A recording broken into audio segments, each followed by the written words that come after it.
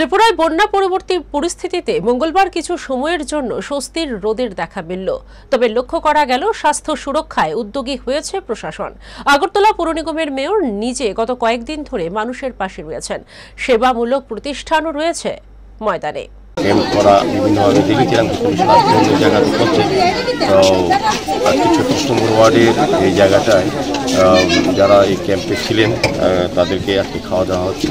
তো আমাদের তুষারগড়ের যে এমএসি মেম্বার আছেন, এখানে কর্পোরেটর যিনি আছেন এই গুহ মহোদয় আছেন, শান্তি দেবরায় কর্পোরেটর আছেন এবং আমাদের কার্যকর্তারা মণ্ডল সভাপতি সহ সরকারি সঙ্গে পাশাপাশি আমাদের সামাজিক সংগঠনগুলো কাজ করছে। বিশেষ করে রাজ্য কমিশন যারা সারা বছর ব্যাপী সামাজিক দায়িত্ব সামাজিক কর্তব্যের সামনে রেখে এবং সেবাই ধর্মকে মাথায় নিয়ে যারা যে কাজগুলি করছেন। যে আইডিয়া অনুযায়ী এটাও আমাদের সাধনা। স্বামীজি যেমন বলেছেন জীব জ্ঞানের শিব সেবা, এটাও আমাদের সাধনার একটা অঙ্গ। আমাদের যত সেন্টার আছে আর্তদের পাশে দাঁড়ানো এবং যতটুকু পারে সাহায্য করা।